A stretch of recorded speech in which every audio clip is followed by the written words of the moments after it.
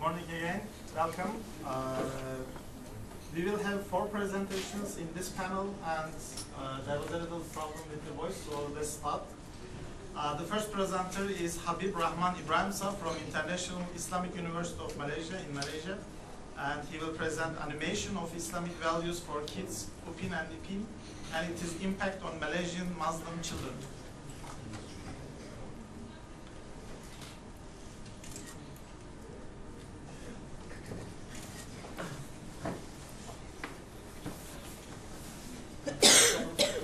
أعوذ بالله من الشيطان الرجيم بسم الله الرحمن الرحيم الحمد لله رب العالمين والصلاة والسلام على أشرف الأنبياء والمرسلين وعلى آله وصحبه أجمعين أما بعد السلام عليكم ورحمة الله تعالى وبركاته.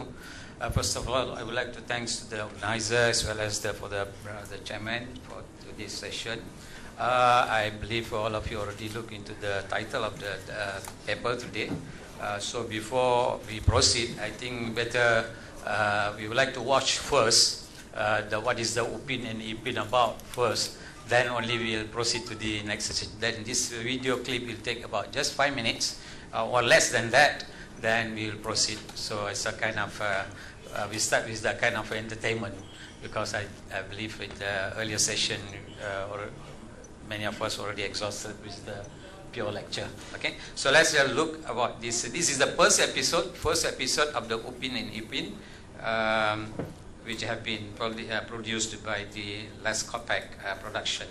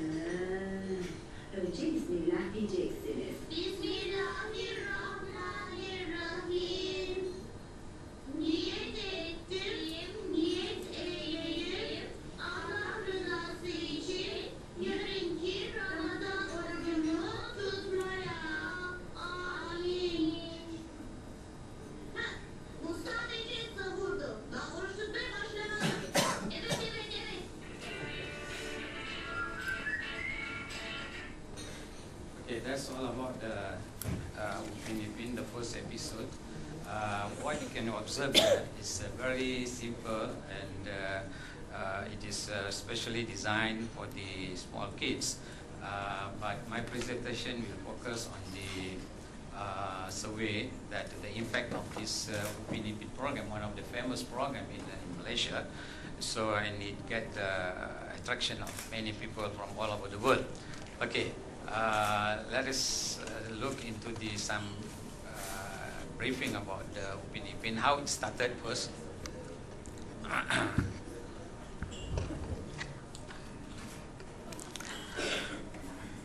So my paper will cover this. These are the topics which we will discuss. There are several topics. First, introduction, and then local animation production, less compact production, Sundar and Berat, how Upin and Ipin begins, and Upin and Ipin, first Islamic animation in Malaysia, Upin and Ipin from local to the global, and then from animation business to the total business, and then we will analyze about the survey which have taken by me. From the 300 participants in this survey. Okay, finally we will conclude with a small conclusion. So, as we can know from this introduction, a few decades ago we watched the cartoons like Tom and Jerry and other cartoons, and all what we know about animation. However, over the last decades, it means about 10 years ago, the animation landscape has changed drastically. Animation is no longer restricted to the kids, and we continue to watch them into adulthood. And thanks to this kind of advancement, industry such as computer-generated images, visual effects, and etc. Malaysia has not left behind. For the first time, Malaysia recently played a host to the inaugural Asian Animation Summit designed to showcase Asia's strongest animated project, looking for investors and partners in the region. It is now riding high on the crest of the animation wave sweeping through the nation, and ripple effect is felt worldwide. Local animation companies are now regarded as serious contenders in the animation industry, despite only being in its infancy stage, after only recently being identified by the Malaysian government as being the catalyst for the next economic growth area. Although Malaysia is relatively a newcomer in this animation industry, the country is fast becoming key player. Unlike other countries in the region, Malaysia does not rely on outscoring and has produced many original contents that are successful and generate big revenues through IPs. The country's first animated short film was called Hikayat Sang Kancil, The Tale of the Mouse Deer, produced in 1978 by National Film Department of Malaysia. The show was well received and led F&M to produce more animated features.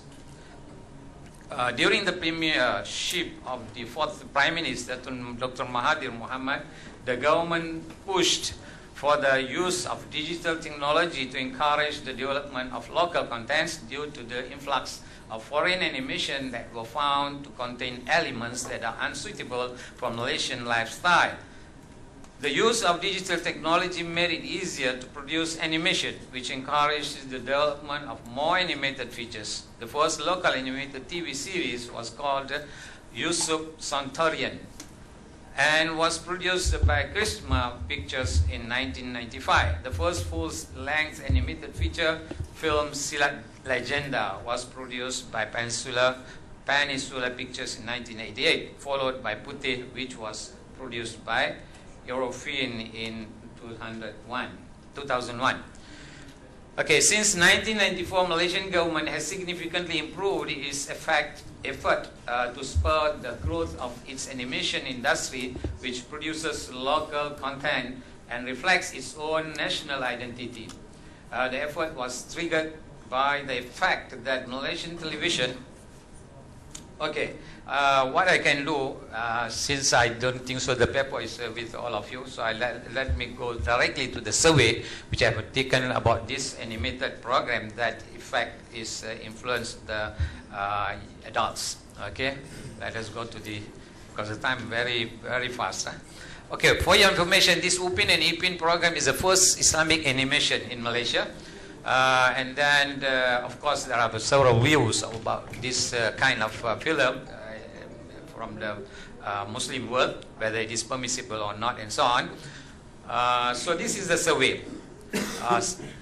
The samples involved in this paper were 100 Muslim parents, 100 Muslim teenagers, and 100 Muslim kids. The Muslim parents were placed in 10 groups, each of which comprising of 5 pairs of parents. The parents group viewed 8 episodes of Upin and Ipin at their convenience. After viewing the Upin and Ipin, the parents groups were interviewed based on their views about the Upin and Ipin episodes. And the parents group had to identify and discuss the characters, storyline, and moral values in the episodes. The parents group's interactions were selected based on the purpose of the study. They were named as PG1, PG2, and etc. until PG10. The interactions from all of the parents groups were analyzed by using the discourse analysis method. Okay. In addition, 3 sets of questionnaires were distributed to all the 300 respondents. Each category was given the 10 questions suitable to their experience and knowledge. Questionnaire type A to the parents, questionnaire type B to the teenagers, and questionnaire type C to the kids. Because this is the outcome. The survey indicates that summary of Islamic moral values in all Upin series. So if you can see, number 1 to number 10 are the parents group, and moral value or the Islamic value is stated in the next column. Such as loving, caring, respect, helping each other, hardworking, and sensible. So you can see how the survey shows that, for example, all the 10 parent groups acknowledge that this Upin Ipin episode contained of all these moral values stated there. For example, in loving, all the groups are agreed. Okay. Next. The certainty of the Islamic moral values instilled in the Upin and Ipin episodes. These are the 10 questions was given to the 10, these 3 type of groups, that is the parents, the teenagers, and kids. So we are not going to analyze one by one. We straight go the direct result of that one. That is the respondents agree that each episode of Upin and Ipin delivers many moral values in very short period of time, as we already observed in the show just now. They observe a moral value could be clearly derived from every piece of the characters' dialogues. The first episode from the first season, entitled Fasting Tomorrow, or Tomorrow Fasting, took only 5 minutes. It has been selected here, as you already observed just now. So these are some of the moral values you can see from the columns there: obedience, disseminating and seeking knowledge, tolerance, advice, admonition, and having mercy to the young, advice, admonition, disseminate, and seeking knowledge. Okay, and on the side there you can see the dialogue, example of dialogues. So not less than 5 lessons of moral values derived from the Upin and Ipin episode from what you have seen. Now, let us go to the conclusion directly.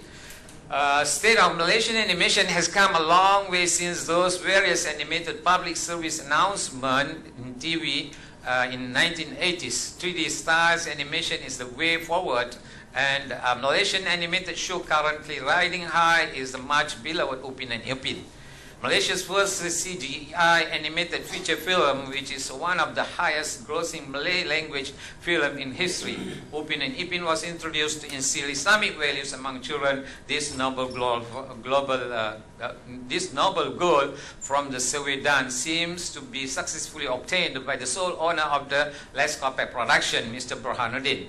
Okay, in addition to the local and global recognition, the Upin and Ipin franchises has wailed in its influence in countries of the Malay archipelago, notably in Malaysia and Indonesia, which shares linguistic and cultural similarities, though other countries like Turkey, Timor-Leste, and Vietnam having the similar experience. It will be more effective if they could have their own Islamic animated films suitable to the nature of their own people. This excludes broadcasting Upin and Ipin for the sake of learning Malay language as a second language. Through the survey done, it also shows that the Malaysian devoted Muslim parents really worry and concerned about the future of the young generation's exposure to violent and social illness through foreign animated films. Thus, they would very much grateful and appreciate if all the film producers use less copy production benchmarks seriously and seriously look into the instilling moral value through all their production. This study discloses that the Muslim parents are really serious and concerned towards the contents of foreign animation that could harm and influence the life of their children in Malaysia. The findings of this study are expected to raise the awareness among parents about the importance of understanding the contents of the animes watched by children. Result of this study also shows that many Muslim parents know and aware of the anime that shows on TV. However, there is a critical need to raise awareness among Muslim parents about the negative contents of the animes and its effect on their children. Parents should realize that children tend to observe and imitate whatever they frequently watch on TV. Therefore, Muslim parents are strongly advised to monitor children while watching TV and educate children about the inappropriate contents of animes watched by them. Animated cartoons on TV, either import or local, should have the right contents and used in an appropriate manner. Just 1 minute or 20 seconds. From the Islamic point of view, it can be concluded that as long as the animated cartoons made for goodness, not contrary to the genuine ethics, values, and belief of Islam, then it is not wrong for children to watch it. But if the animation contains a moral and ideological danger, so it is not permissible for Muslims. Findings from this study are significant to several parties such as media, government, professional, educators, and parents as well, TV viewers. There is a critical need to educate Muslim children about the animation content that might be contrary to the genuine ethic, values, and belief of Islam. Thank you very much. Sorry for taking As you can see, our presenters will finish their presentations within 15 minutes. Our second presenter today is Mesut Idriz from International Sarajevo University from Bosnia. He will present his paper entitled Recent Developments in Malaysian Cinema and its Challenges with reference to the religious factors. Maybe you want to switch seats? Yes. Yeah.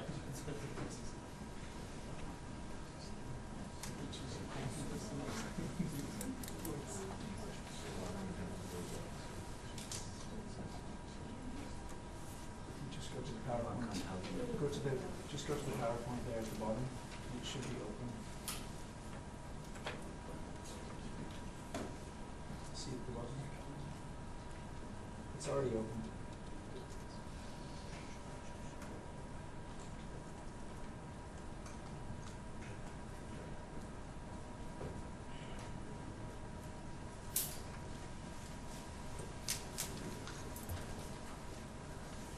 Assalamu alaikum. And good morning to everybody. I will try to be as quick as I can, Perhaps somebody might be thinking, what this guy is doing. He's from Bosnia, coming from Bosnia, originally from Macedonia, talking about Malaysia. Well, there is a common point: Southeast Europe, Southeast Asia. Only we switch from Europe to Asia. Well, I spent 16 years in Malaysia. First as a student, I did my PhD there, and then later on I continued my teaching in Islamic University and other places. And my interest in Malaysian cinema was, to learn what is happening. Many foreigners especially orang putih, white men like me, they don't prefer to go and watch local movies. So I have so far watched more than 600 local movies. There is in the presentation you have the history of how cinema developed in Malaysia. You can read quickly probably from the screen. It started in 1930s, you know, and being a multi-religious, multicultural, multi-ethnic, you know, so on and so forth society. It has a challenge how to produce not especially sensitive issues within the society. But I will go quickly. You know, 1950s and 60s was the golden age, they call it. You know, especially if we compare with Turkey, it's like Yeşilçam movie industry during 60s, 70s. You know, then as our professor said, you know, that with the coming of Mahathir Mohamad to the power in 1981, the longest serving Prime Minister of Malaysia, he opened doors of Malaysian cinema to the world and to the locals, you know, with new technologies, offered a lot of help to the, but it was state-controlled production of the movies. Beginning of the millennium, after 2000s, you know, there was a new breed, new team that they start, you know, coming up individually with small budgets to produce movies, their own. But it was a problematic, you know, how to go to the market to get licenses from the government, and this was a huge challenge. One of the most controversial figure whom I know her very well, her name is Yasmin Ahmed. She passed away in 2010. At the young age, 51 years old, she was having a broadcasting on TV and got sick and died on the spot. She produced more than 10 movies in Malaysia and internationally acclaimed movies, you know, and received a large number of awards from Japan all the way to Canada. From out of 10 movies, you know, she has 4 movies that deals with socio-religious issues of Malaysia, and this made her feel a big controversial figure in Malaysia. Her first movie is called Sepet, which means slit eye, not in Turkish sepet, in Malay meaning means slit eyes. Well, these movies you can yourself watch, you know, in the Google or wherever, in YouTube. This is the first poster of the Sepet. Then later on followed with the movie of Gubra. And it is interesting, for the movie of Gubra, I was invited by Yasmin Ahmed to have the preview of the movie in Kuala Lumpur City Center cinemas there. And she asked me, what do you think about the movie? I said, I will not answer you verbally, I will write. I wrote in a local newspaper, The Star. And it is how religion / society, multicultural society, how to portray that, you know, the relationship, you know, falling in love, Malay girl to fall in love with Chinese man with Indian, all these kind of elements. But there were some scenes which did not allow, you know, it was problematic, you know, to be accepted by the government, not by the public, but by the government.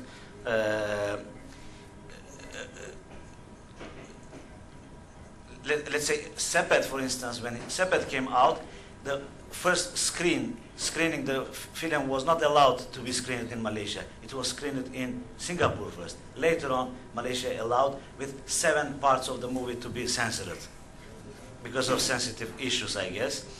Then later on in 2007, she came up with a new movie. I am just putting the posters. You can read later on the commentaries.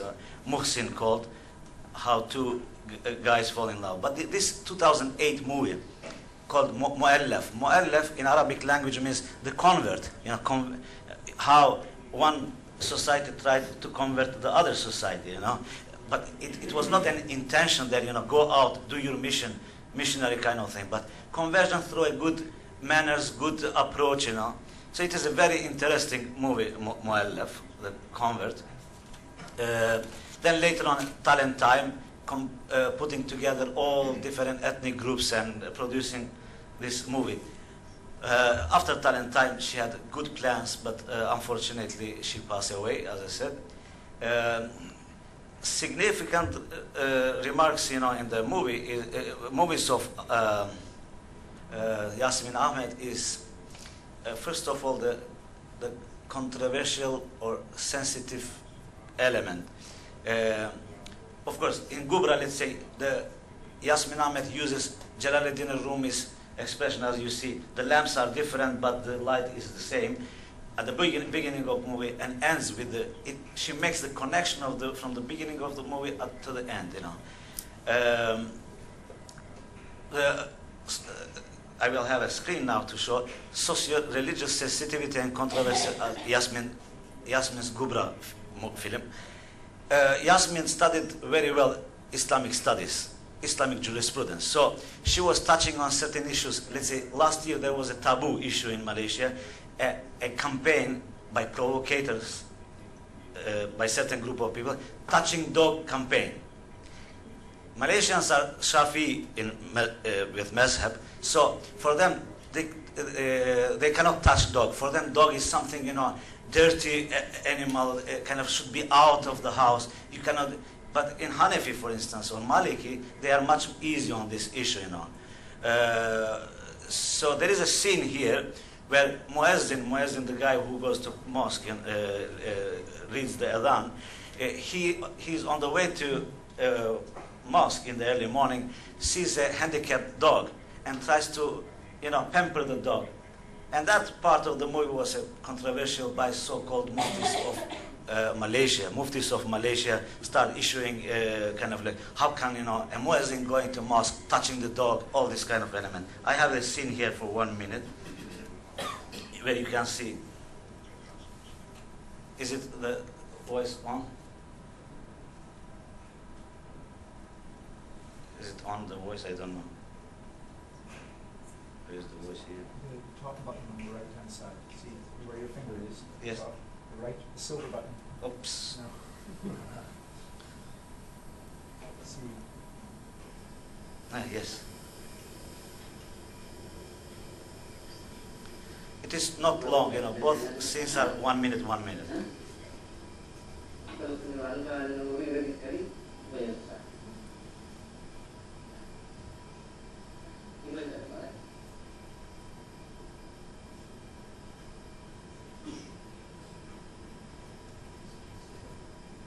You see, handicapped dog.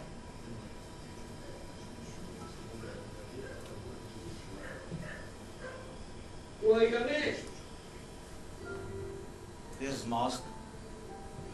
This is an interesting culture in Southeast Asia. They hit before Azan, they hit the tram, you know.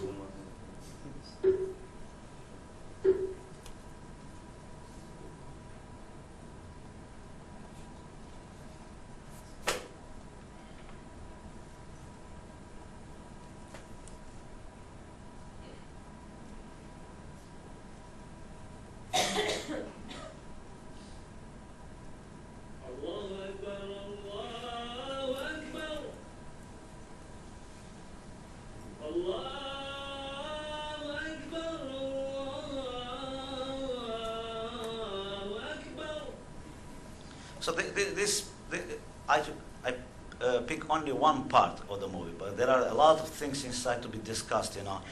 You can watch it, I guess, later on, the Gubra.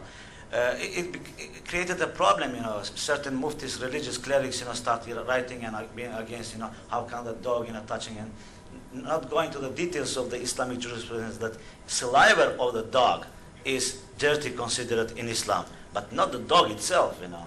But anyway, they go beyond that.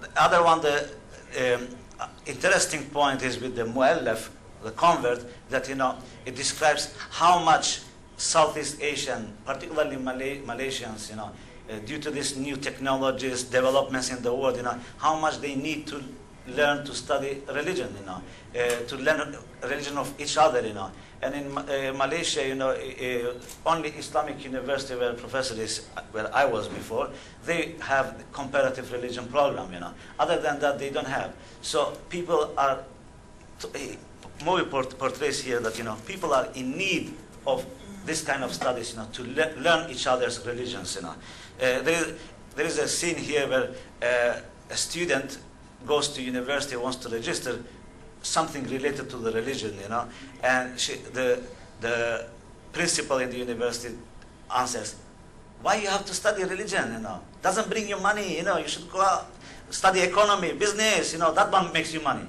So it is very interesting the way how they put it, Okay, you can see here.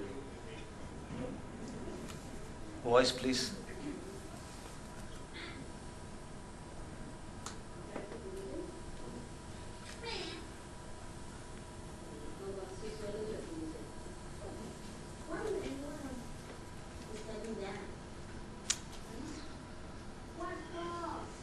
No, it is stopped, I'm going to finish the presentation, but why it stopped, this one.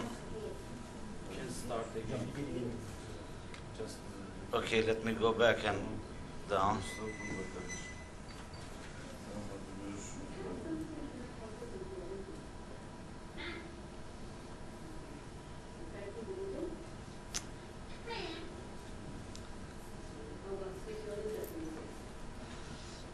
The problem is it's not, I need the subtitles, but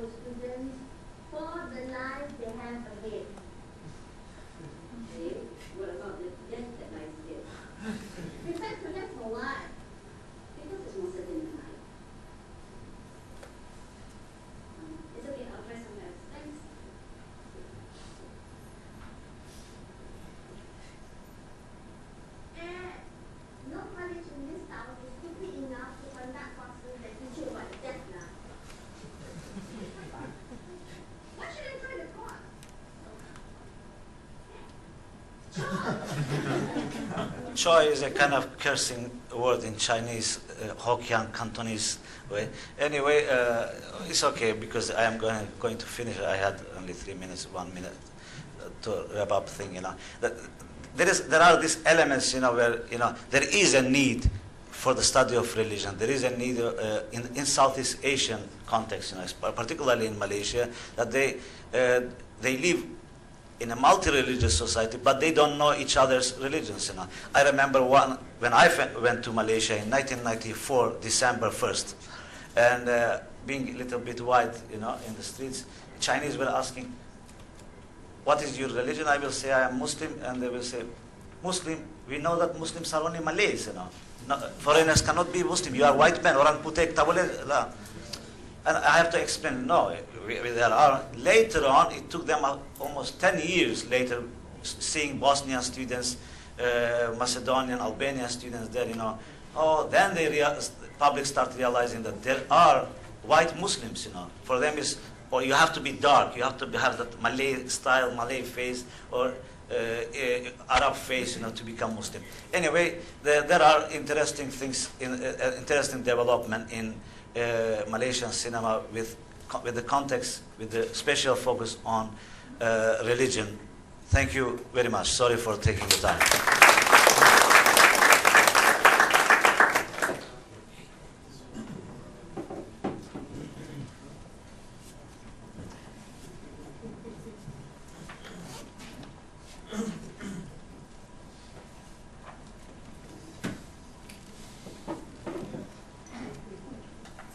Thank you very much. Our third presenter today is Rodrigue Fontaine from International Islamic University of Malaysia.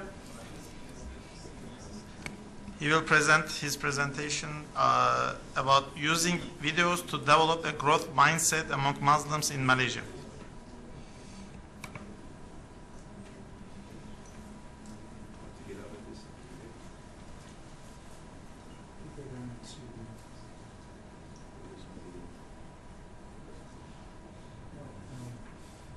Go across to the yellow folder there. Yeah. Click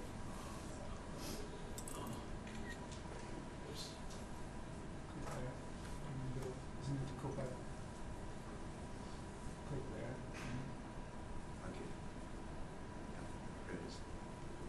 Okay. First of all, Assalamu alaikum wa barakatuh. My name is Dr. Rod Fontaine. I have a Muslim name and a non-Muslim name, so I get confused which one should I use when I present. I'm originally British. I've lived in Malaysia for 15 years. I was very interested by the previous presentation because I know what happened and what is happening in Malaysian film industry. I'm not actually a film critic. I'm actually teaching business. And my particular area of interest is something called organizational behavior. And organizational behavior is basically psychology at work. And in this presentation, I'm going to share with you something that I've been working on for a number of years. And I get my students to make YouTube videos. And they get uploaded to YouTube, of course, and hopefully this is an ongoing project. We made about 100 videos, and I actually selected a couple of videos, and then I decided I'm not going to show them. The one video that I will show is actually a Thai video, and I'll explain to you a little bit about that, inshallah. Let me introduce, first of all, a concept which I think is very important. The idea that people have a fixed mindset and a growth mindset. So this is based on this book which was published by Carol Dweck. She's a psychologist at Stanford University. Thank you very much. That makes a big difference. And so the fixed mindset is really the person who believes that your intelligence is limited and you cannot grow. Right? So your intelligence is limited, your talent is fixed, and one of the main issues with people who have got a fixed mindset is that they're trying to show to people that they're not stupid.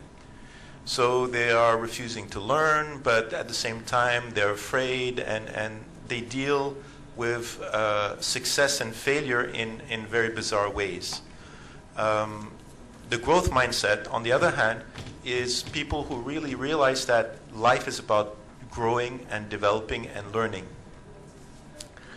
I personally believe that, having read this book, this is very helpful for people who are film critics. I was very intrigued yesterday about all the suicide themes in the films that we watched. This morning, we also talked about suicide a lot. If you go back to what Carol Dweck is talking about, suicide is really fixed mindset.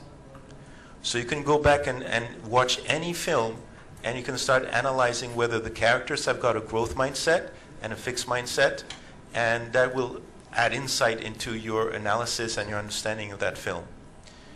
What is interesting for me is once I started understanding more about fixed mindset and growth mindset, I started thinking about certain themes in the Quran. I started thinking about certain themes in the sayings of the Prophet, and also the life of the Prophet ﷺ. And it is basically, my understanding now is that Islam is actually promoting a growth mindset.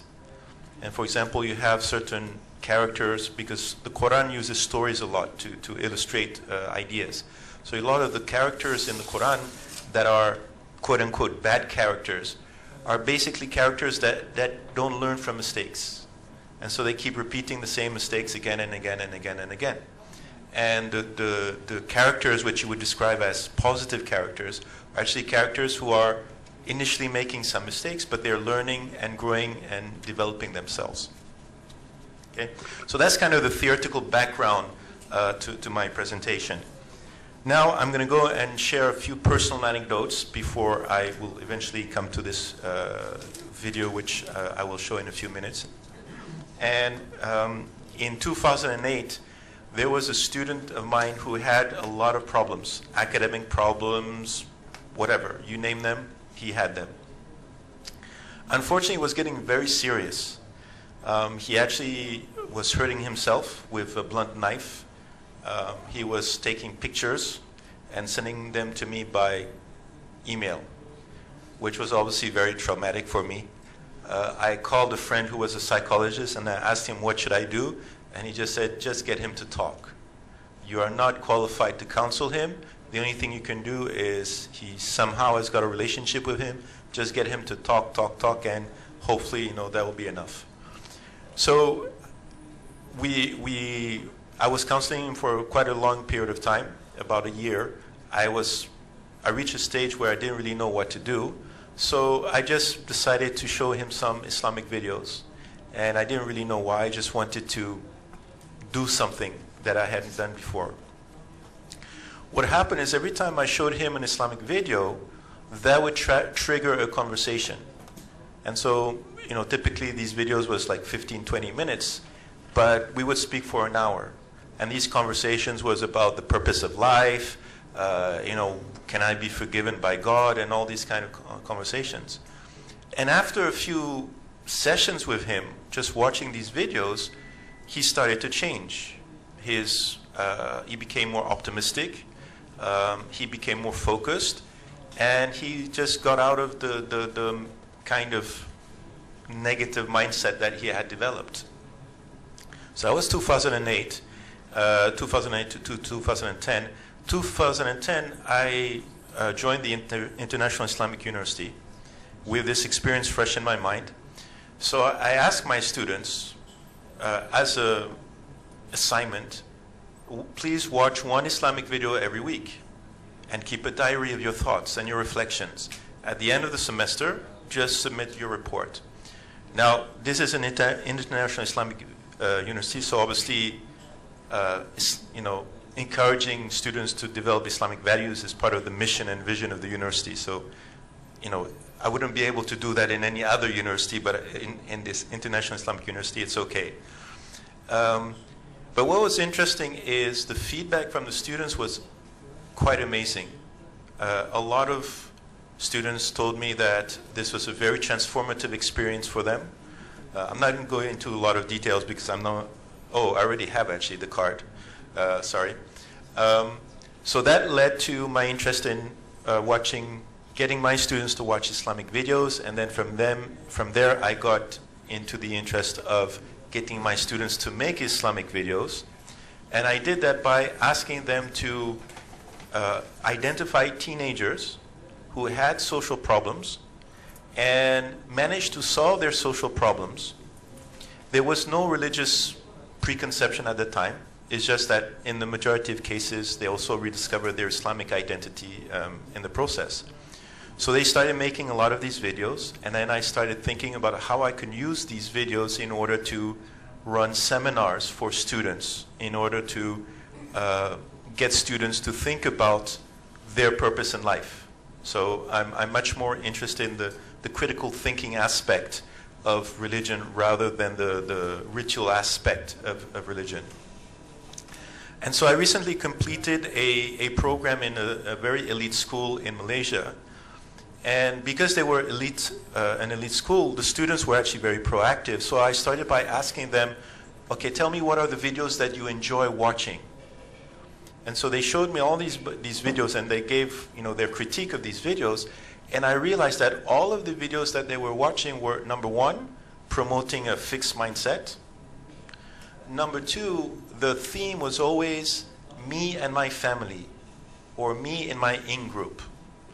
Right? There were no videos that really promoted, why should I help a stranger, for example, or somebody who's not from my race or not from my religion, right? So I became intrigued by this, and I myself started analyzing some of the videos on YouTube, and I came across this video, which is a Thai video, which I will show very shortly, which reflects Buddhist values, obviously. But when I saw that video, I said, this is not Buddhism, this is Islam. And so one observation is the fact that, you know, there are a lot of similarities between religions. So before I get another card, I better show this video. So.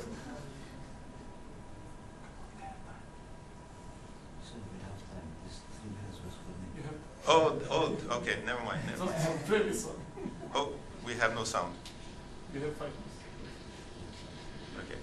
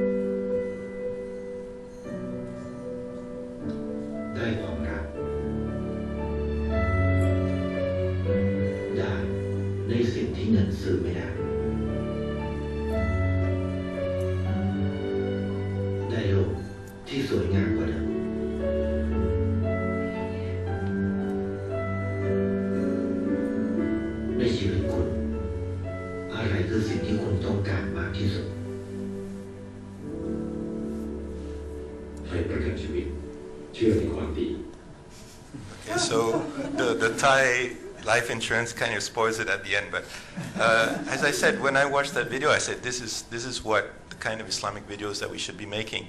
So now the next stage in my project is to get my students to actually make these kind of videos where, number one, you're promoting a growth mindset, and number two, you're not just simply focusing on you and your family, but you also, the theme is to help strangers, people that you don't know, and so on and so forth. My final conclusion is I'm absolutely amazed at the power of YouTube to transform a culture. And I don't think we appreciate that yet. I mean, we have to a certain extent, but we're only at the beginning.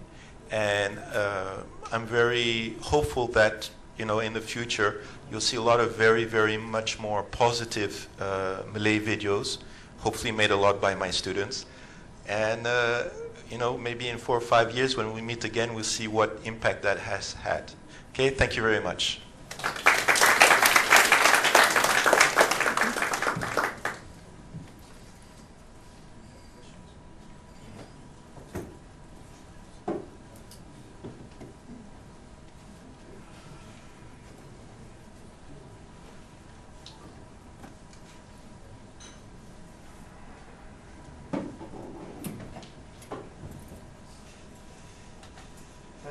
much. Our last presenter today is David Shepherd from Trinity College, Dublin, from Ireland.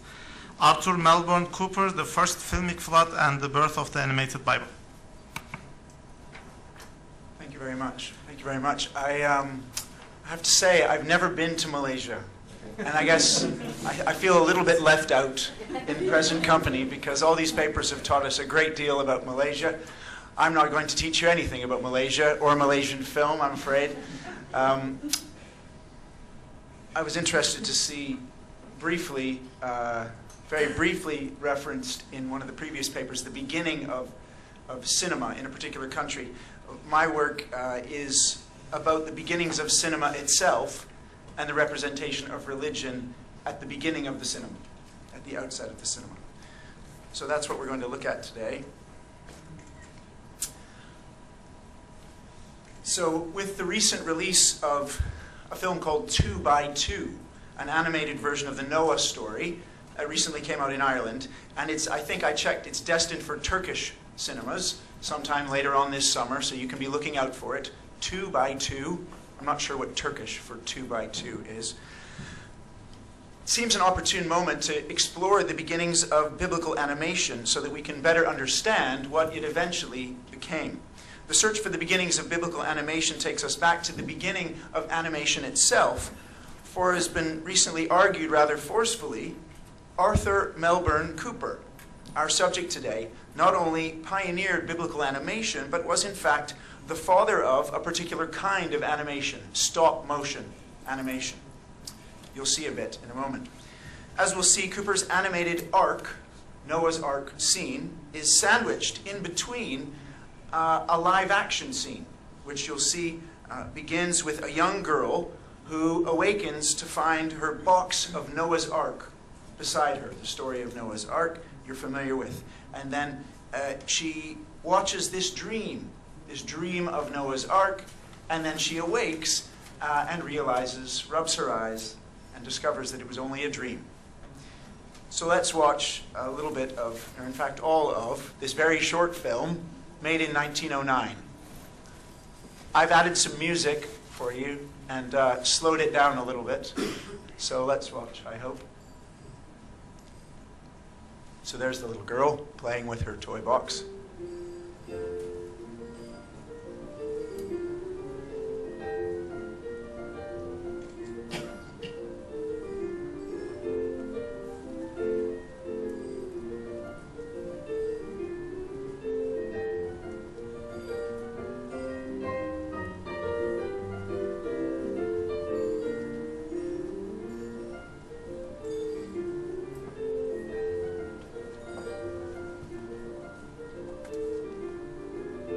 There's our friend Noah. He's very small.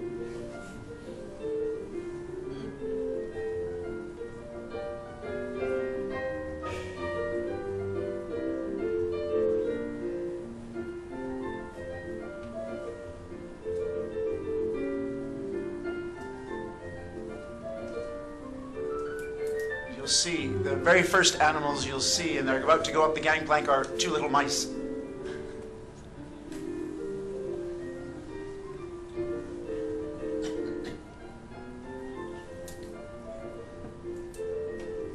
There at the bottom, he puts up a little sign to tell the animals where to go.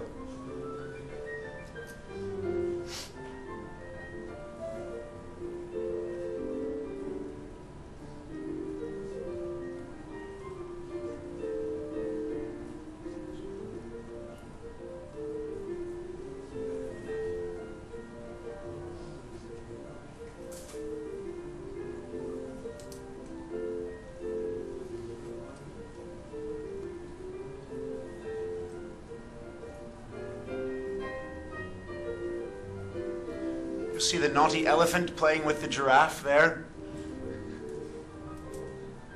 And the polar bears come then, and they're going to grab the elephant and bring him back. See?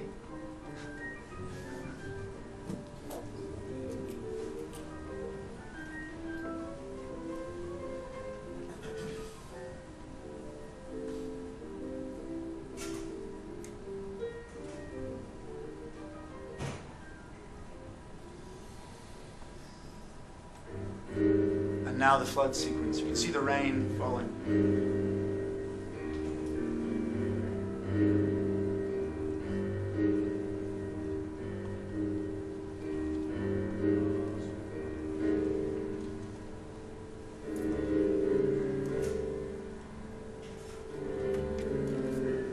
There's some lightning.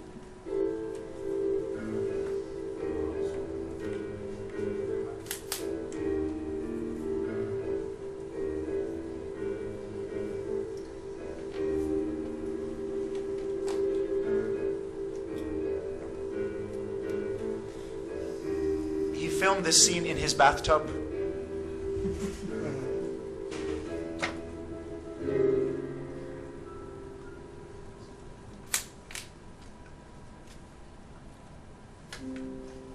Now the rains have stopped, and we'll see the sequence with the dove that flies from the boat.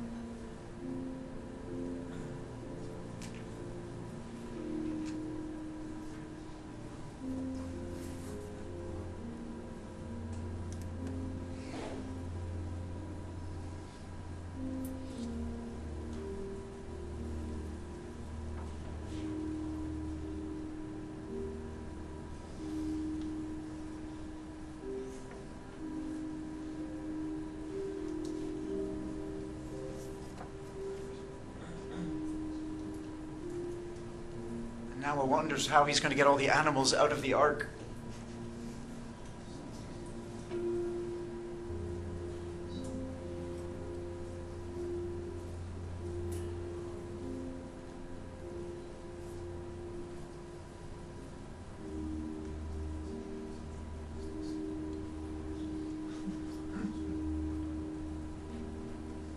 And we'll watch to see what the elephant does when he comes out.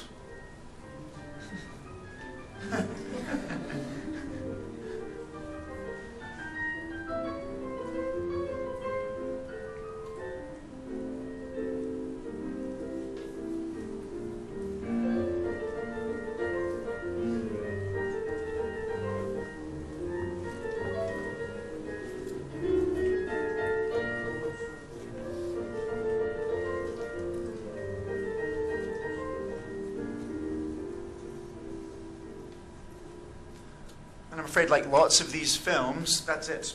Lots of these films, the end is cut off because it was being cut in and out of reels of bigger films. So after making a wide variety of films which featured these posable toys, these posable animals that you saw in the film, Melbourne Cooper decided in 1909 to film this story of Noah's Ark. In doing so, he included a lot more toys than he'd used before. And in keeping with his biblical subject, he included a variety of animals, including polar bears, as you saw. He loved polar bears, and you saw him, the polar bears, wrestling with the elephants, and so on. The elephants are quite carefree. You know, they're sort of happy to mix it up, but they're not to be trifled with either. You can notice, though, it's one of the elephants. It's one of the elephants who repositions the gangway, as I sort of showed you before. So he's having a bit of fun with these animals, obviously, I think for children, you know, because children enjoy having fun with these animals.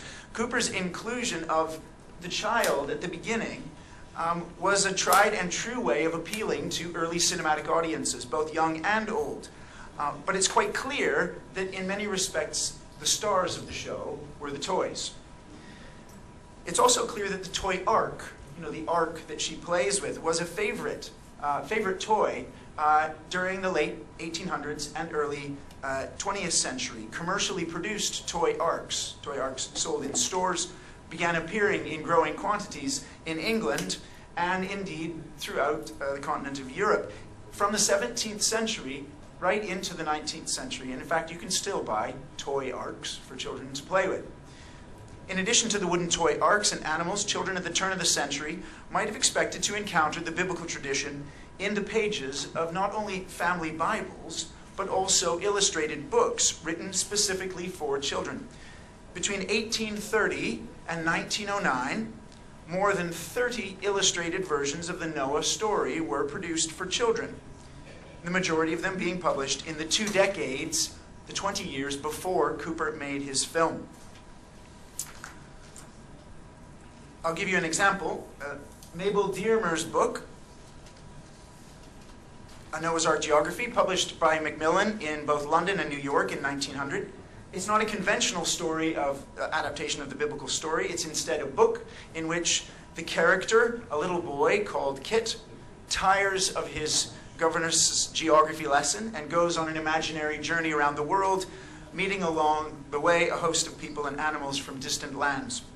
Accompanying him on his trip are his toys, including first and foremost the animals of his Noah's Ark.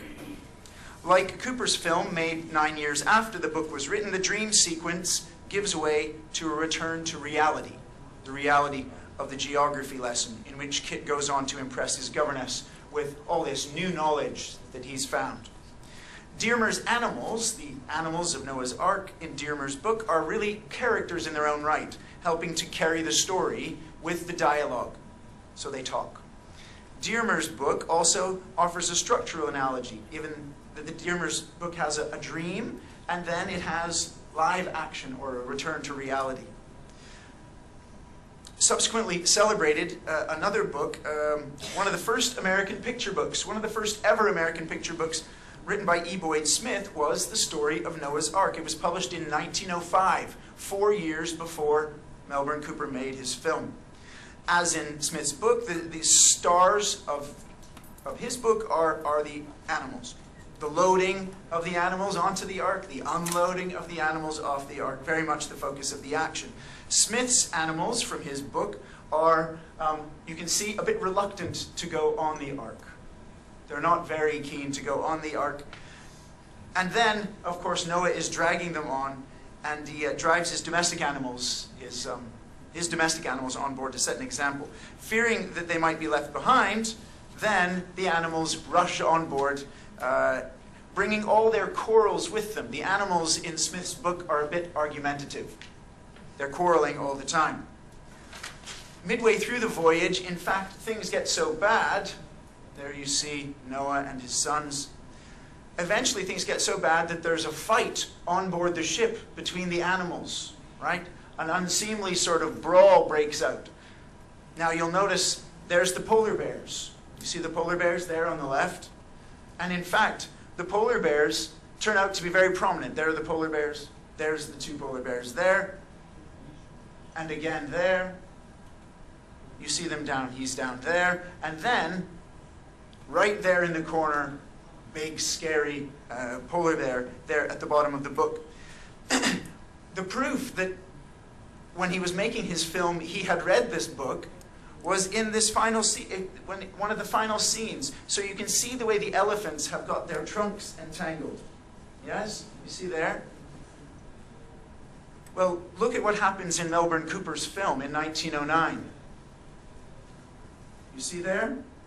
You can see the trunks are entwined, and the elephants are obviously wrestling like they were in the book, in Smith's book. I think it's difficult for viewers today to imagine how extraordinary it would have been for children, and indeed adults, to see in the early days of the cinema the white pigeons. You see the white pigeons at the top of the roof on the ridgepole. Extraordinary to see them come to life. So let's see. Now you see the pigeons at the top of the roof, and you watch them walk along and then come down. Extraordinary for viewers who had only been watching films for 10 years. Extraordinary to see that. Yet the visual spectacle of Cooper's film is not limited to the toy animals. There is, once they are on board, real rain, real water falling. It comes because of the Let's see if I've got it. Somebody holding a hose, a garden hose, not the hand of God, but the hand of Cooper, spraying water. You can sort of see it there in the background. And of course, there are spectacular storms. And the lightning was created by scratching the film to make the white. And then, of course, we have the bird. And the bird was created, the bird flew when Melbourne Cooper used a strand of his wife's hair. She had blonde hair. And so the bird flies along Melbourne Cooper's wife's hair to get to the boat. So it was extraordinary ingenuity in trying to create these lifelike flight of the doves. Cooper's use of toys and infusion of fun was very characteristic of cinema at this time. The desire also accounts in part for Cooper's introduction of the biblical sequence as a dream of a child. Yet if the surrealism of the biblical sequence as a childhood dream might in some ways be seen to make understandable, to license the infusion of fun and fantastical, then it's quite interesting because that interpretation is complicated by the reality of the dream. So the dream is real. The magic of animation means that the toy ark's door really opens. The wooden animals really move. They're not moved along by the child's hand, they really move. And the rainbow really appears out of thin air. Given that Cooper's ark was his only experiment with biblical film, it's worth speculating, why did he make this film? He grew up in a family with strong connections to the Salvation Army, which was a Christian parachurch organization. And when he was younger, he had offered magic lantern shows, not moving pictures because they hadn't been invented, but magic lantern shows free to Sunday schools.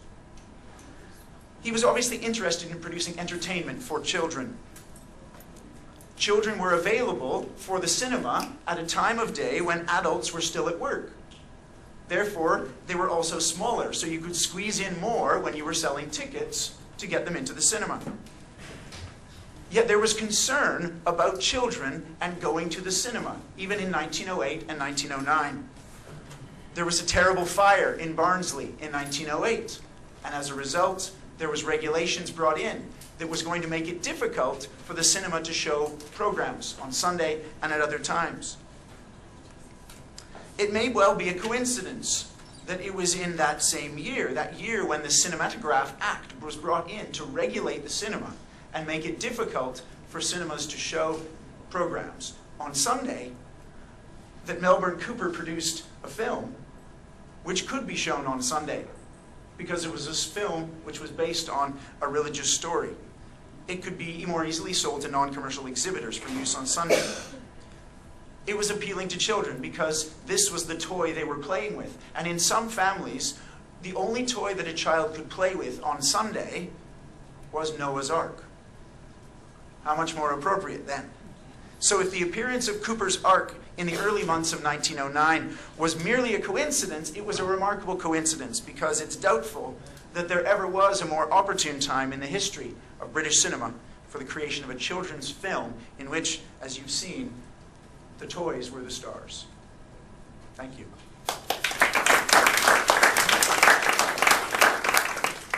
Thank you very much. Let's open the floor for questions before the lunch break. And a quick announcement, since you are here with us, all the listeners are also invited to the lunch, and the lunch is free for the listeners as well.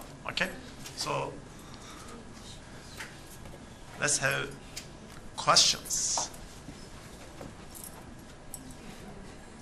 Who will be the first courageous guy or lady? Okay. Thank you. Just introduce yourself and...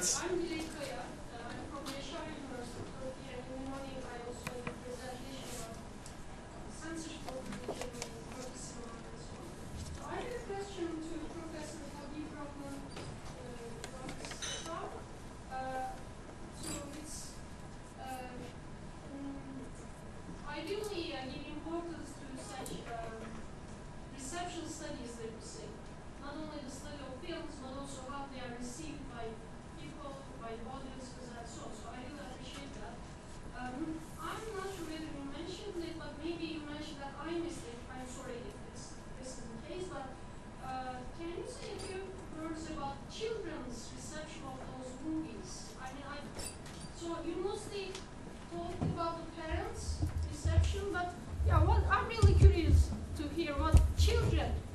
about those boys. Thank you. Thank you very much. Actually, in the paper I have mentioned that about there are 3 groups. As I mentioned, the interview have been done for the 300 participants, 100 for the parents and another 100 for the teenagers, and another 100 from the small kids. So their reception, if you see in the, since I don't have much time to highlight because I already put everything, the survey in the paper. So the survey has been done for the kids, and the outcome of the survey is very positive. And all of them are accepting that, for example, if you, and this all 100 kids have distributed to them 10 questions. And each questions describing or can lead us to give an information that this Ipin program really promoting and disseminating the Islamic values. So so that there is a survey on that. But I didn't able to describe one by one. If we can go to the slide, because there are 10 questions addressed to them. For example, some of the questions, if you could highlight that, it is mentioned. For example, question number 1 to the kids. It was asked. Of course, the answer is supposed to be whether they are agree or strongly agree, or what is that? Not sure, or strongly disagree, or disagree. Okay, there are 5 items. That's the normal one. So, for example, the question number 1 was asked to them. I learned many Islamic values when I watch Upin and Upin. So the answer was given 100%. 100% from this 100 of the students, the kids give the positive answer. That means they learn the Islamic value. The second question, for example, my parents never worry if I frequently watch Upin and Upin. And also the answer was 100%, meaning that the parents not worried watching the Upin and Upin compared to other animated cartoons, for example, from the one imported from Japan or from other European countries, which are full of violence and dangerous elements. So in regard to the Upin and Ipin, is full of moral values, and so that's why the parents not worried about that, even though they watch many times in one and per day. And then the next question was asked to them.